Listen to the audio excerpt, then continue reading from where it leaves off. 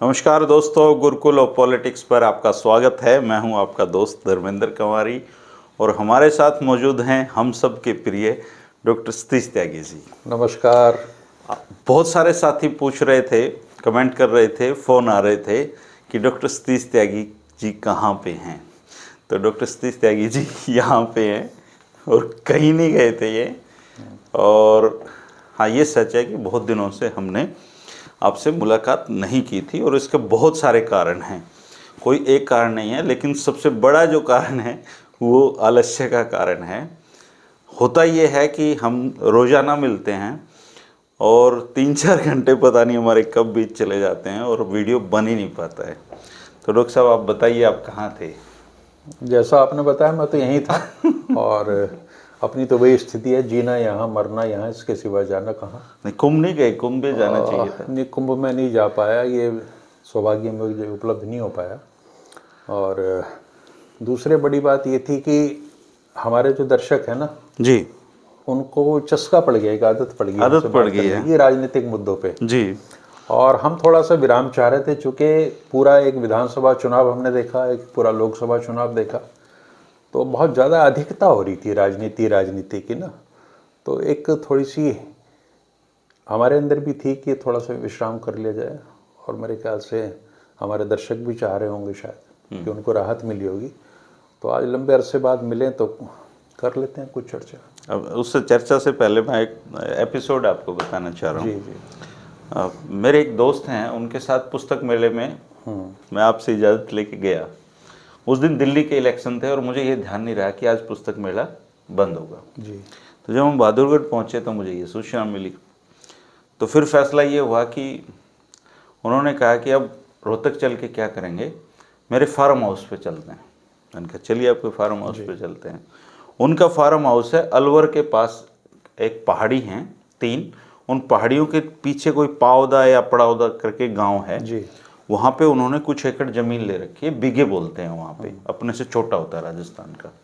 और वो उन्होंने वर्षों पहले वो ज़मीन ले ली थी और वो ज़मीन जिस समय ली मेरे ख्याल से कुछ लाख 1.25 लाख रुपए बीघे के वहाँ रेट होते थे। अब वो 45-50 लाख रुपए बीघे के रेट हैं वहाँ पे। और वो एक गांव है, छोटा सा मुस्लिम बहुल्य गांव है, मेऊ रहते हैं वहाँ पे और आबादी उस गांव की 1000 के करीबन है। तो जब हम वहाँ पे गए, उनका झोपड़ी उन्होंने बना रखी है बहुत बढ़िया, वो बहुत शांति थी परम, और बड़े आनंद से हम वहाँ पे 2 दिन रुके। और जो हमारा खाना बना रही थी उस बहन का नाम असगरी था और उन्होंने बड़ा, एक बार हमें एक टाइम कढ़ी खिलाई, एक टाइम उन्होंने हमें रायता खिलाया और चटनी बहुत बढ़िया बनाई और बाजरे की रोटी खिलाई हमें। बढ़िया खाना, मतलब अच्छा उन्होंने खिलाया। तो जाते टाइम मेरा मन हुआ कि कुछ पैसे इनको दिए जाएं कि इन्होंने इतना आतिथ्य किया है। तो मैंने उस बहन की तरफ जब पैसे बढ़ाए तो उसने कहा कि ज़रूरत ना है। अच्छा। तो मैंने कहा क्यों नहीं है ज़रूरत पैसे की, यहाँ खर्चा ही नहीं होता। बोली यहाँ गांव में कोई पैसे कहाँ खर्च करेंगे, ज़रूरत ना है, मालिक तनख्वाह दे देता है। तो इतनी खुददारी उनके अंदर थी। और वो लोग थे सर कि जिन्होंने ज़मीनें बेच दी और अब वहाँ पे मजदूरी कर रहे हैं। उनके वहाँ एक रिवाज है, शादी में वो अथाह दहेज का चलन है उनके यहाँ। कोई आदमी अपनी ज़मीन बेचे बिना दहेज नहीं दे सकता अपनी लड़की को। तो इस चक्कर में वो पूरे गांव की ज़मीनें बिकती जा रही हैं वर्षों से और अब वो उसी जगह पे मजदूर बन गए हैं। वो कहानी यहाँ से शुरू होती है। जब हम वापस आ रहे थे तो रास्ते में कोई गांव कोट कासिम के पास पड़ता है, वहाँ पे एक जगह लिखा हुआ था शुद्ध सरसों का तेल। तो वो जो मेरे मित्र थे उनको सरसों का तेल लेना था। तो जब मैंने कहा देखो फौजी साहब की शुद्ध सरसों का तेल है, यहाँ से तेल लेते हैं जी। तो जब तेल लेने के लिए रुके, कुछ देर बात की, तो उन्होंने कहा कि आप तो हरियाणा से लगते हो। मैं हाँ जी हरियाणा से हैं। तो बोले कहाँ गए थे? तो उन्होंने बताया कि फलाने गांव में मेरा फार्म हाउस है। बोले वहाँ कहाँ फंस गए आप? वहाँ तो आपको किसी दिन मुसलमान ज़मीन में गाड़ देंगे, घर वालों को भी लाश ढूंढ के लानी पड़ेगी आपकी। तो एकदम मतलब एकदम झटका सा नहीं लगता है? बोले यार मुझे वहाँ 20 साल हो गए ज़मीन ली हुई है, अब तक ये ख्याल भी नहीं आया मन में कि मुझे कोई ज़मीन पे काटते हैं। बोले देश के हालात हो चुके हैं भाई साहब खराब, ये तो कैसे जैसे तैसे करके विश्वगुरु ने देश को थाम रखा है। नहीं तो मुसलमानों को ये सारी ज़मीनें हमारे से छीन लेनी है और हमें बेघर कर देना है। तो मैंने कहा आपको डर लगता है इससे, हिंदू मुस्लिम के झगड़ों से? बोले और क्या डर क्यों नहीं लगेगा? मैंने कहा आपके गांव में है? बोले नहीं हमारे आसपास के गांव में नहीं है, पर डर तो लगता ही है। मैंने कहा कौन से चैनल देखते हो? तो उन्होंने एक चैनल का नाम बताया कि ये चैनल देखता हूँ मैं। मैंने कहा इसको देखना बंद कर दो, डर लगना कम हो जाएगा। तो ऐसे लोगों के लिए अब क्या वीडियो बनाएं आप बताओ सर, ये तो माहौल हो गया है देश का। देखिए, पूरी चर्चा में बहुत सारे मुद्दे आपने उठा दिए जो देश की आर्थिक स्थिति से जुड़े हुए भी हैं और सामाजिक सद्भाव और सांप्रदायिकता से भी जुड़े हुए हैं। इतनी सारे विषयों पे एक साथ बात करना संभव नहीं है। और ये जो चीज़ है ना कि अब ज़्यादा ज़रूरत है वीडियो बनाने की, अब ज़्यादा ज़रूरत है इस बात की चर्चा करने की, क्योंकि अगर आप चुप हो गए, अगर सही समझ के लोग नहीं बोले, तो जो उनके खतरे हैं, जो अभी खतरे आशंका के रूप में है, वो सही सिद्ध होंगे सारे के सारे। पूरी एक पीढ़ी को मैंने बूढ़ा होते हुए देखा अपनी आंखों के सामने, और ये जो बदलाव आ रहे हैं ये बड़े भयंकर किस्म के बदलाव सुखद भी होता है, दुखद भी होता है। अब जिस दिशा में हम जा रहे हैं वो बड़ा विचित्र है। मेरा बचपन जिस गांव में गुजरा, यानी जहां मैं पैदा हुआ हूं, उसके साथ ही एक बिल्कुल जुड़ा हुआ गांव है, उसका नाम है कमालपुर। उस गांव में 98% लोग मुस्लिम हैं। और जो मेरे बचपन के 10-12 साल वहाँ गुजरे हैं मेरे गांव में, तो हमारे खेतों पे काम करने वाले जो श्रमिक थे, जो मजदूर थे, वो सब मुस्लिम थे। उस दौर में ना तो हमारे ही गांव में इक्का दुक्का कोई पक्का मकान होता था, और उस गांव में तो मतलब ही नहीं उठता, सिर्फ झोंपड़ियाँ पड़ी हुई थी और मुसलमान ही रहते थे। और बचपन से हम अजान की आवाज़ सुनते आते रहे। तो हमारे यहाँ जो मजदूर आते थे उनके नाम मुझे आज तक याद हैं। मुन्ने धोबी होता था एक, उसके बेटे थे शफीक, रफ़ीक, हामिद, ये नाम बचपन से मैंने सुने। और जब वो हमारे घरों पे काम करने आते थे तो ताई राम राम, चाची राम राम, बाबूजी राम राम। अब उनका जो वो राम था और जो आज का राम है, उसमें धरती आसमान का फ़र्क है।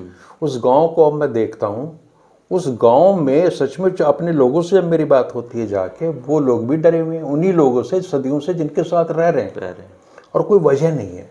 तो मैं भी उनसे पूछता हूँ कि कभी आपको ऐसा लगता है कि गांव आपके गांव पर हमला कर देगा? बोले नहीं नहीं, ऐसा कैसे होगा, है ना। और उस गांव के लोगों से दुर्भाग्यवश मैंने कभी बात नहीं करी कि आप क्या सोच रहे हैं।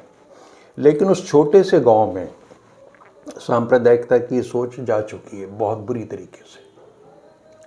एक और किस्सा मैं आपको सुनाता हूँ कि जब 1984 में श्रीमती इंदिरा गांधी का असैसिनेशन हुआ था, उस दिन मैं दिल्ली था, और दिल्ली से मुझे रास्ते में एक गजरौला जगह पड़ती है, वहाँ रेडियो पे मैंने सुना कि इंदिरा गांधी नहीं रही।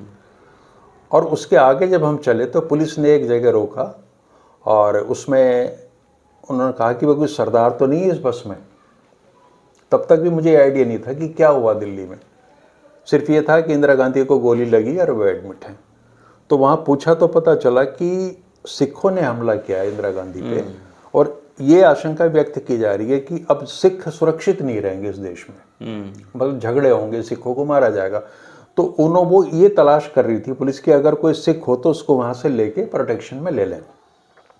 अब जब मैं पास का गाँव चांदपुर है मेरा कस्बा, वहाँ से मैं अपने गाँव बस में बैठ के जा रहा था, तो एक हमारी बस जा रही थी, एक बस उधर से आ रही थी। तो हमारे यहाँ खादर के एरिया में बरसों से, दशकों हो गए, हरियाणा और पंजाब से गए सिख समुदाय के लोग रहते हैं। उन बसों पे ड्राइवर मेनली मुसलमान होता है, तो मुसलमान ड्राइवर है, सवारियां आमतौर पे हिंदू हैं, और उधर से जो बस आ रही है, और एक इधर से हमारी तरफ से, तो शहर वाले को पता था क्या हादसा, तो उसने हाथ देख के उस बस को रोका। उसने कहा भाई कोई सरदार जी तो नहीं है इस बस में? बोले यार हैं, 4-5 लोग हैं। बोले भाई इनको उतार दो, क्योंकि शहर का माहौल ख़राब हो गया है, कुछ भी हो सकता है। तो वो सरदार लोग उतरे और वो हमारी बस में बैठ के वापस वहाँ गए, चले गए। ये घटना मैं आपको बता रहा हूँ कि इस देश में कभी सिख जो 2% हैं, और वो तो हिंदू समाज का अभिन्न कहा जाता है, उनके साथ भी ये स्थिति आ गई। ठीक बात है। तो उनको बचाने वाले कौन थे, और डर किससे था? शहर से। यानी जब तक वो शहर से अलग है, ग्रामीण क्षेत्र में, तब तो कोई खतरा नहीं है, शहर से डर है। ये मुसलमान ड्राइवर बता रहा है दूसरे मुसलमान ड्राइवर को कि खतरा कहाँ है। आज वो खतरा शहर से शिफ्ट होकर गांव में पहुंच गया है। और ये आप देखिएगा कि कौन लोग हैं जो कुछ साल पहले नारे लगाते थे चलो गांव की ओर। सबको पता, मेरे दर्शक साथी भी जानते हैं। तो गांव में जाकर उन्होंने क्या उपलब्धि हासिल की है, ठीक है उनका राजनीतिक आधार बना है, लेकिन साथ में उन्होंने जो सप्लाई की है, और उसका परिणाम ये है कि लोग डर में जी रहे हैं। आज हर आदमी डरा हुआ है। और मैं भी कल परसों एक रील देख रहा था, उसमें एक सज्जन ये कह रहे थे, मुसलमान सज्जन थे वो, कि 2% सिखों को कंट्रोल करने में 16-17 साल लग गए। इस बीच में एक प्रधानमंत्री की हत्या हुई सिखों द्वारा और एक थल सेनाध्यक्ष की हुई। उसने कहा कि आप कल्पना करके देखिए कि इस देश का अगर 20% हिस्सा उस मोड में आ जाए जिसमें सिख थे, तो ये देश कहां बचेगा, कैसे बचेगा। तो आर्थिक समस्याएं तो बाद में भी हो जाएंगी। सबसे बड़ी चुनौती इस समय देश की ये है कि यहाँ सभी धर्मों के लोग एक साथ कैसे रहें, प्यार से कैसे रहें। और इस सोच के लोगों को जो पहले सांप्रदायिक नहीं थे अब हुए हैं, उनको क्या ऐसे लेसन पढ़ाए गए कि वो इस तरीके से उनका दिमाग हो गया।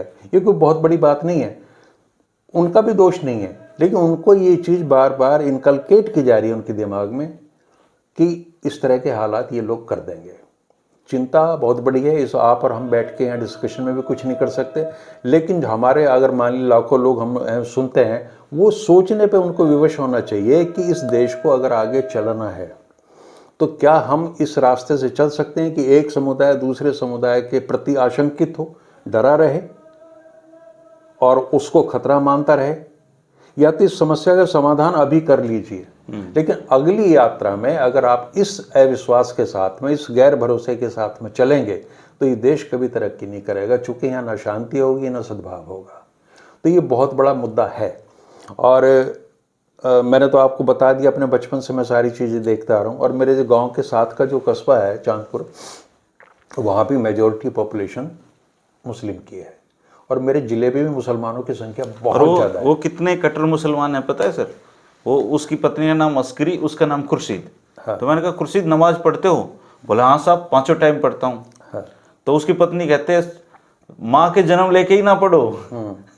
उसने कभी जन्म लेके ही नहीं पढ़ी नमाज। अब आपको झूठ बोल रहे साहब। इस बातचीत के बाद में कुछ भक्तगण ऐसे भी निकलेंगे कि जब ये लोग तुम्हारे घरों में घुस जाएंगे तब तुम्हें पता चलेगा तुमने अभी देखा क्या है। तो मैंने तो वो बता दिया कि जो मैंने देखा है।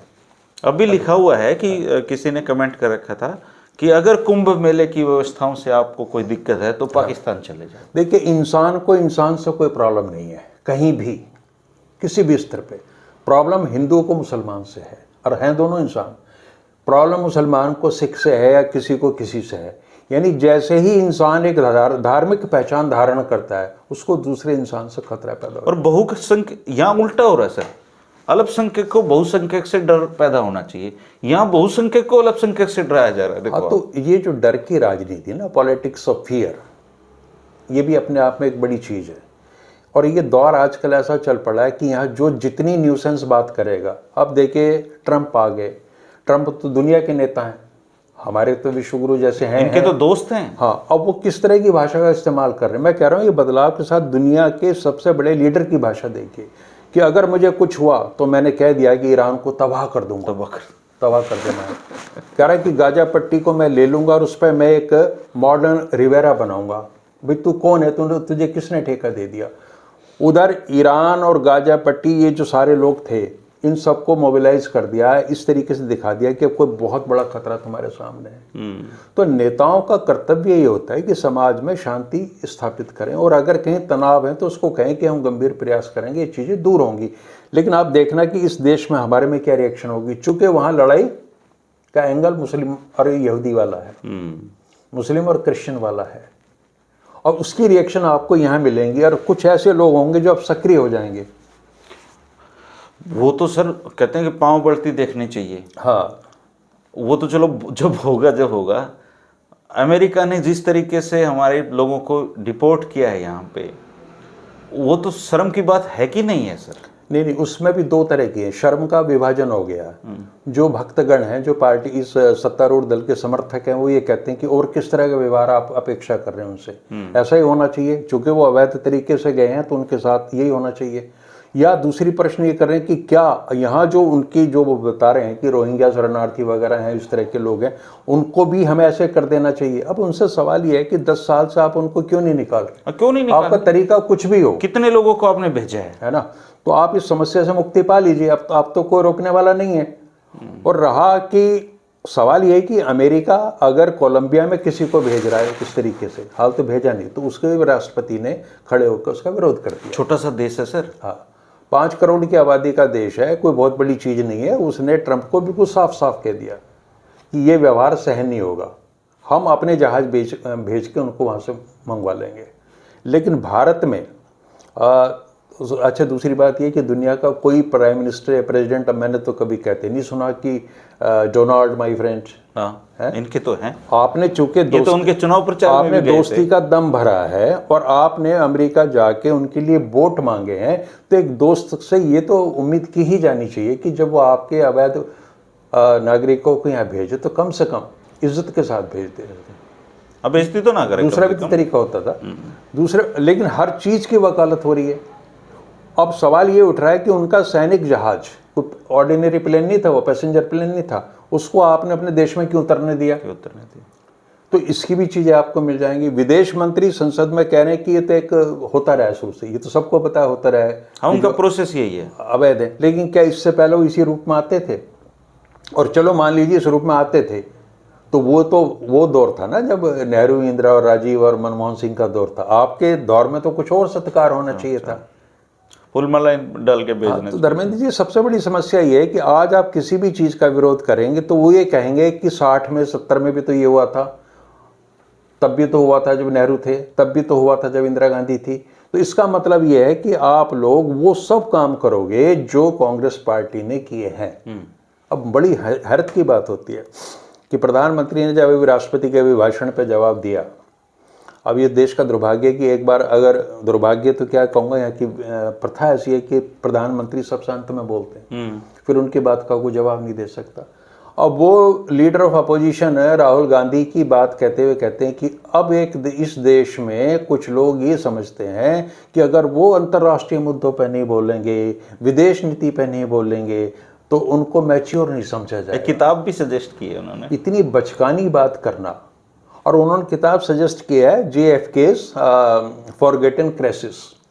CIA के किसी एजेंट ने वो किताब लिखी। राहुल गांधी पता नहीं ये किताब पढ़ेंगे नहीं पढ़े, आपको जरूर पढ़नी पड़ेगी अब। नहीं, मैं तो पढ़ चुका। अच्छा। हाँ, वो कई साल पहले आई थी किताब। मोदी जी को भी नहीं पता होगा, किसी ने बताया होगा कि अगर ये बात होगी तो हमने इस तरीके से। मोदी जी ने पढ़ी होगी, यकीन है इस बात? मुझे नहीं लगता, क्योंकि किताब का नाम भी वो ठीक से वहां प्रोनाउंस नहीं कर पाए। और अभी भी मैं गारंटेड कह रहा हूं, उनसे पूछ लीजिए उसका ऑथर कौन है, तो वो नहीं पता होगा उनको। लेकिन उन्होंने ये बात कही और राहुल गांधी को सलाह दी कि उस किताब को पढ़ें। उस किताब का जस्ट मैंने पढ़ा है, तो उसमें तो कोई ऐसी बात नहीं है। नेहरू ने अगर चाइना के साथ वार के समय जो गलतियां हुई, तो नेहरू ने तो खुद लोकसभा में माना खड़े होकर कि हमसे गलतियां हुई हैं, और उन्होंने उस समय JF कैनेडी से मदद मांगी। ये तो ऑन रिकॉर्ड है, इसमें क्या है। लेकिन वो एक और चीज़ बताना चाह रहे हैं। उस CIA एजेंट ने ये लिखा है कि जब कैनेडी भारत आए तो नेहरू कैनेडी से ज़्यादा दिलचस्पी मिसेस कैनेडी में ले रहे थे। और उन्होंने ये भी कहा था कि वो आप मेरे निवास स्थान पे विश्राम कर सकती हैं, वहाँ रह सकती हैं। सवाल यहाँ है कि ये दिखाना कि नेहरू अय्याश था। नेहरू की प्राथमिकता उस समय देश नहीं, मिसेस कैनेडी थी। करेक्टर के सर्टिफिकेट तो इनको भी नहीं देते। मेरी समझ में बात नहीं आ रही कि leader of opposition Rahul Gandhi 5 साल के लिए बने अब के, और वो आज वर्तमान की समस्या की बात कर रहे हैं। आप उन्हें अतीत में क्यों ले जाते हैं? इसका मतलब ये है कि आपको 36% वोट मिला है 2024 में। 60% वोट वो है जिसकी आवाज का प्रतिनिधित्व राहुल गांधी कर रहे हैं। आपके पास 40% का सौदा है। वो 60% लोगों की तरफ से ये सवाल पूछ रहे हैं विदेश नीति पे, और आप उसका मजाक उड़ा के कहाँ ले जा रहे हैं चीजों को? नहीं, ये और ये धर्मेंद्र जी उतनी ही गंभीर समस्या है जितनी सांप्रदायिकता है। इस देश का प्रधानमंत्री किसी भी बात को लेकर सीरियस ही नहीं है, कोई गंभीरता नहीं है किसी भी चीज में। और मजे की बात यह है कि वहां ताली बजाने वाले, ही करने वाले, हु करने वाले वहां भी बैठे हैं सांसद, जो उनकी हर बात पर तालियां बजाते हैं। और बाहर आप देश में जाओगे, सड़कों पर जाओगे, तो वहां भी एक पूरी खलकत इकट्ठी हो रही है, भीड़ हो रही है, जो करने वाले वहां कमाल कर दिया, कमाल कर दिया। तो ये जो भीड़ एक तैयार कर दी है ना बड़े तरीके से, ये भीड़ इस देश के लिए बहुत बड़ा खतरा है। यहाँ कोई सही और गलत जानने के चक्कर में नहीं है। यहाँ पूरा देश का विभाजन हो चुका है, या तो आप भारतीय जनता पार्टी और मोदी के साथ हैं या आप उनके खिलाफ हैं, या आप देश के खिलाफ हैं। और मजे की बात ये देखिए कि आज हिंदू धर्म के 4 शंकराचार्यों में से 2 एक तरफ हैं, 2 एक तरफ हैं, वो भी बढ़ चुके हैं। और उनसे ज्यादा हमारे सनातन धर्म के नाम पे जो है धीरेन्द्र शास्त्री जैसे लोग सक्रिय हैं, मोक्ष पहुंचा इनको भी जानबूझ के पैदा किया जा रहा है। तो मैं यही कह रहा था कि अगर इस देश ने आगे बढ़ना है तो अभी तय कर लेना चाहिए 1-2 साल में कि इस सिलेबस के साथ जाना है या इस सिलेबस में कुछ उन्होंने परिवर्तन करना है। मर्जी इनकी है कि कैसे करना। इस चीज से ना तो कहीं यूरोप के देश परेशान है, ना चाइना परेशान है, ना अमेरिका को कोई लेना देना। ये हमारी अपनी समस्या है और हमें खुद सोचना होगा कि इसका क्या हल निकालना है। पर अभी तो फिलहाल तो लग नहीं रहा सर कोई भी, मतलब जिस तरीके से हम, एक तो होता है गिरना, एक तो हम तो रॉकेट की स्पीड से मतलब रिवर्स गियर में जा रहे हैं, क्या चक्कर है? देखिए उसमें क्या है कि फिर हमारे पास बहुत सारी चीज़ें हैं, जैसे हम कहते हैं कि कोई भी रात इतनी अंधेरी और काली नहीं है जिसकी सुबह ना हो ना। ये हमारा आशावाद है कि सब चीज़ें, हमने पहले भी बहुत सारी चीज़ें ऐसी देखी हैं और देर सवेरे ये चीज़ भी ठीक हो जाएगी। और हमारा ये भरोसा किससे है? ईश्वर से। ईश्वर से। इतना भगवान में भरोसे रखने वाले कोई लोग नहीं है। और अगर उसी ने ये ठीक करना है तो हम ये भी मान के चलते हैं कि अब जो कुछ अगर गलत हो रहा है तो वो वही कर रहा है, और वो शायद किसी बहुत बड़े परिवर्तन, अच्छे परिवर्तन के लिए सारी चीज़ें कर रहा है। ये आम आदमी की सोच है। आप भी कि लोगों से बात करते होंगे, यही निकलता है। सोच क्या है सर? हाथ पे ग्रीन पेन से नंबर लिख रखे हैं लोगों ने, इससे हमारा जीवन बदल जाएगा। कैसे बदलेगा बताओ? नंबर। हाँ, ये तो बहुत सारी चीज़ें चली रही हैं, तो क्या करा जाए। और मैं तो शुरू से कहता रहा हूँ कि भारत देश नहीं है, भारत एक दुनिया है। 150 करोड़ के मुल्क नहीं हुआ करते। चाइना और इंडिया ये अपने आप में ही विश्व है, 2 तरीके से। चाइना तरक्की तो कर रहा है सर। हाँ, चाइना तरक्की कर रहा है, पर साइंटिफिक थॉट्स तो हैं उनके पास। तो यहाँ तो दिक्कत यही है ना कि संविधान की उसमें जो प्रस्तावना है उसमें लिखा है कि हमने साइंटिफिक टेम्परामेंट पूरा पैदा करना। अब यहाँ लोग खड़े हो जाते हैं, मुझे ऐसे बहुत लोग मिलते हैं, त्यागी साहब सनातन जहाँ तक पहुँचा है विज्ञान तो कभी पहुँच ही नहीं सकता। अब वो विज्ञान क्या है? विज्ञान एक मानवीय प्रयास है, ह्यूमन एफर्ट्स है। वो पदार्थ को, मैटर को जानने की कोशिश कर रहा है, वो तुम्हारी लाइन भी नहीं। अब विज्ञान की तरफ से इस बात का जवाब कौन दे? सनातन की ओर से तो धीरेन्द्र शास्त्री मिल जाएंगे, शंकराचार्य हो जाएंगे, या करोड़ों लोग हैं, लेकिन विज्ञान का प्रतिनिधित्व कौन करेगा? नहीं, धीरेन्द्र शास्त्री को ये पता नहीं चला कि भगदड़ मचने वाली है वहां पे। सरकार को बता नहीं सकता था। देखिए विज्ञान के साथ ये ट्रेजेडी रही है कि वहाँ चाहे वो आइंस्टीन हो या कोई एरिस्टोटल हो या उस समय के लोग रहे हों, जिन्होंने भी तार्किक बात की, उन सबको जिस तरह का व्यवहार समाज में किया है, तो ये पूरी दुनिया में है ये समस्या। और हमें थोड़ी सी राहत ही मिल जाती कि आज केवल भारत नहीं, राइट विंग की तरफ पूरे देश दुनिया चल पड़ी है और बड़ी ताकत के साथ चल रही है सब जगह। अब पहले आप कहते थे वसुधैव कुटुंबकम, आज अमेरिका कह रहा है कि America first, India first, Europe first, China first. तो अब ये जब लड़ाई हो गई है कि हमें किसी, अमेरिका अरबों डॉलर की मदद देता था, अब उसने कहा मैं नहीं दूंगा, है ना, कर दिया। तो अब एक जो सहकार की भावना थी कि अगर कोई परेशान है, वर्ल्ड हेल्थ ऑर्गेनाइजेशन से वो आउट चल रहा है, एक ही आदमी की सनक ने जो ना पूरी व्यवस्था को बदल दिया है। तो आज हमने मनुष्य के रूप में एक दूसरे की मदद करने की सारे प्रोसेस मैकेनिज्म को बंद करने जा रहे हैं। मदद क्या भारत की किस पड़ोसी देश के साथ बनती है जी, बताना। तो अब यही अगर चीजें, वही मैं कह रहा हूँ कि हमने तो सोचना सारी दुनिया के समझदार लोगों को वही कहते हैं कि मुसीबत में पड़ोसी काम आता है। भारत की किस पड़ोसी देश के साथ अच्छे संबंध? सबके साथ हमारे इस समय बहुत ही तनावपूर्ण संबंध हैं और मुझे नहीं लगता कि भविष्य में ये बहुत जल्दी सही होने जा रहे हैं। क्योंकि अब आप देखना ट्रंप क्या कुछ करने जा रहा है, कहाँ कहाँ वो चीज़ें कह रहा है। अजीबोगरीब स्थिति है। 51वां राज्य बना दो कनाडा को, मेरे साथ आ जाओ, और ग्रीनलैंड मैं खरीद लूँगा, गाजा पट्टी को मैं ठीक करूँगा। तो एक ऐसा सनकी किस्म का आदमी दुनिया का नेतृत्व इस समय कर रहा है जिसके अंदर जो कुछ भी कर सकता है, और सारा विश्व उसके सामने नतमस्तक है। 1-2 लोग अगर कोई आवाज़ उठाते हैं, कोई पेस्त्रो जैसे लोग जो अपने कोलंबिया के प्रेसिडेंट हैं, तो आप उनकी आलोचना देखना, उनको ये कहे कि ये वो तो कम्युनिस्ट है, लेफ्ट विंग का है, तो उसको खारिज किया जा रहा है ना।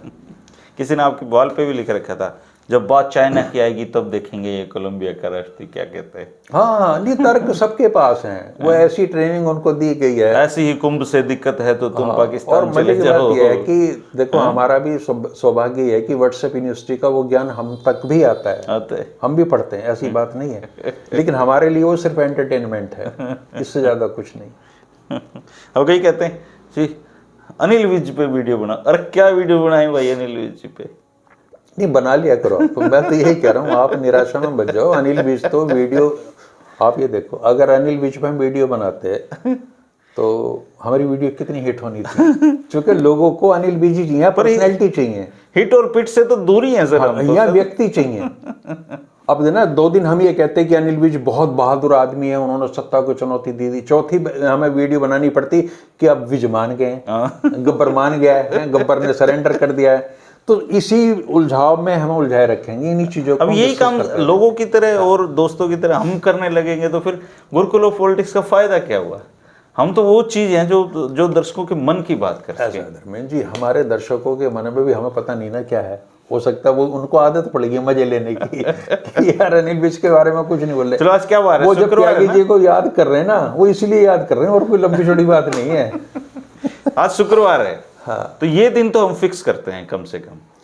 नहीं, मैं तो कहूँगा रोज बनाओ वीडियो, बनाओ पॉलिटिक्स पे, बड़ी अच्छी चीज़ है, और हमारे वीडियो और लोगों से अलग होते हैं बिल्कुल। अच्छा, आप ये दर्शकों से पूछ लेते अब आप अलवर चले थे, दिल्ली गए थे, दिल्ली आप पहुंच नहीं पाए, आप अलवर पहुंच गए, अलवर से आपने इतनी सारी चीज़ें देखी और हमने बातचीत कर ली, कोई एजेंडा क्लियर नहीं था, हम किस विषय पर बात करेंगे, है ना। तो मैं तो दर्शकों के साथ खड़ा हूँ। हाथ पे कुछ नंबर आप लोगों ने लिख के कुछ हुआ है आपके? हाँ, देखिए, राजनीति जो है ना, राजनीति केवल चुनावी राजनीति नहीं है, इससे समाज और देश दुनिया का अर्थतंत्र जुड़ा हुआ है, हमारी पीढ़ियों का भविष्य जुड़ा हुआ है, इस पे बात केवल चुनावी नहीं होती। एक बार मैं और त्यागी जी कहीं जा रहे थे, तो किसी एक प्रोग्राम हो रहा था और वो उसमें कह रहे थे कि खतरा अभी आपके सिर पे मंडरा रहा है। तो उस समय जो वो लोग थे उनकी संख्या 1000-1200 थी। तो मुझे ऐसा महसूस हुआ कि कोई एक आदमी इनमें से खड़ा होकर अगर इनके विपरीत धर्म का एक नारा लगा दे तो 50-100 लोग तो हार्ट अटैक से मर जाएंगे सर। ऐसा मुल्क तैयार हो गया है ये। देखिए, बहुत परिवर्तन है, बहुत, इसीलिए मैं कहता हूँ पॉलिटिक्स के जो और डायनेमिक्स है ना, उन पर बातचीत करनी चाहिए। हमें इस चीज़ पे चर्चा करनी चाहिए कि अभी 20-30 साल पहले जिस पार्टी को हम, या बहुत लोग उनके विरोधी मानते थे कि ये एक बहुत डरे हुए लोगों की पार्टी है, आज वो अचानक से पिछले 10-15 सालों में इतनी बहादुर लोगों की पार्टी कैसे हो गई। पहले वो डरते थे, ठीक है, हालांकि उनका डर का कोई महिमा मंडन नहीं करता था, लेकिन अचानक वो इतने आक्रामक हो गए हैं कि वो किसी को भी मार सकते हैं, कहीं भी मार सकते हैं। अभी कल तो मैं ये जो बात करता हूँ ना बार बार, कि अभी कुछ साल पहले मैंने खुद देखा, भाजपा के नारे होते थे, चलो गांव की ओर, आगे ना गांव में। अभी कल ही एक साथी में बात हो रही थी, बोले जी डेवलपमेंट तो हो गया है हरियाणा का भी बहुत। मैंने कहा बताओ जी क्या क्या हुआ। तो बोले बहुत हो गया, बस बहुत डेवलपमेंट हुआ। मैंने बताओ तो कुछ डेवलपमेंट। बोले जी नौकरी लग गए बच्चे। मैंने कितने लगे भाई?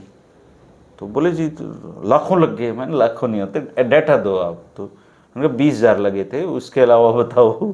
तो नहीं था पता। मैंने कहा क्या आपको पता है हरियाणा की 80% आबादी पिछले 10 साल में गरीबी रेखा से नीचे आ गई है? बोले नहीं जी मुझे तो नहीं पता ये। तो मैंने क्या आप कोई ऐसी 10 साल में कोई ऐसी यूनिवर्सिटी बनी हो प्रदेश में जिसने राष्ट्रीय स्तर पे अपना ध्यान खींचा हो, कॉलेजों का शिक्षा का स्तर बढ़ गया हो, कोई हमारे जीवन स्तर में ऊंचा बदलाव आ गया हो, कुछ तो ऐसा आप नोट किया होगा? बोले जी ऐसा तो नोट नहीं कर पाया मैं, लेकिन डेवलपमेंट हुआ है। कांग्रेस ने किया था ऐसा डेवलपमेंट? नहीं नहीं जी कभी नहीं। आप क्यों ये सवाल उठा रहे हो? कांग्रेस क्यों? आप अभी ना धर्मेंद्र जी बाहर नहीं आ रहे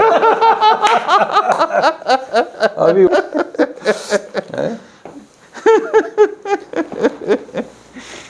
दोस्तों मिला करेंगे, हम पॉलिटिकल वीडियो बनाएंगे, 100% बनाएंगे और कोशिश करेंगे कि जब जब जरूरी विषय हों उन पे जरूर वीडियो हम बनाएं।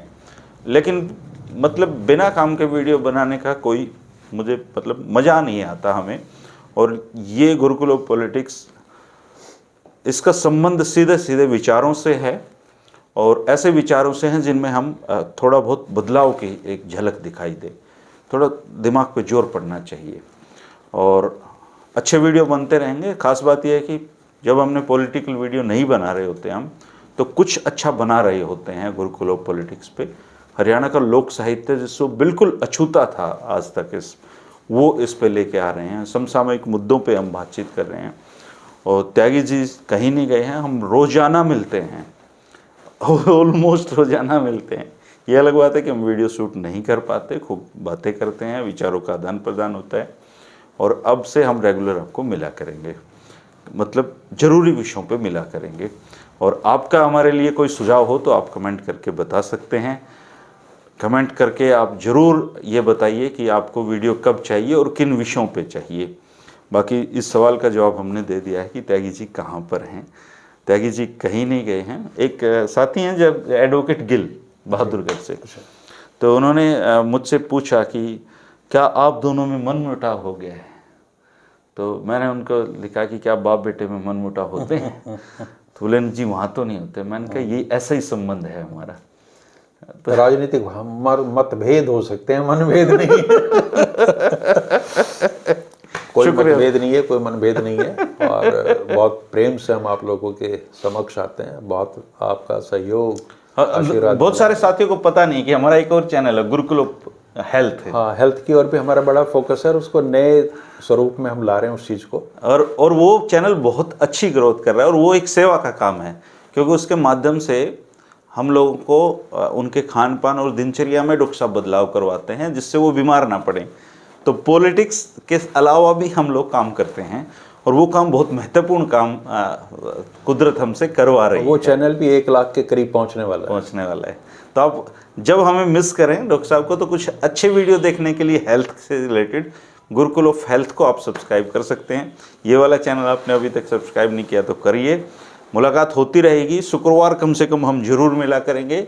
इसके अलावा ज़रूरी बातों पे हम बीच में भी मिला करेंगे और ज़रूरत पड़ी तो हम रोज़ाना भी मिला करेंगे। शुक्रिया, नमस्कार। नमस्कार।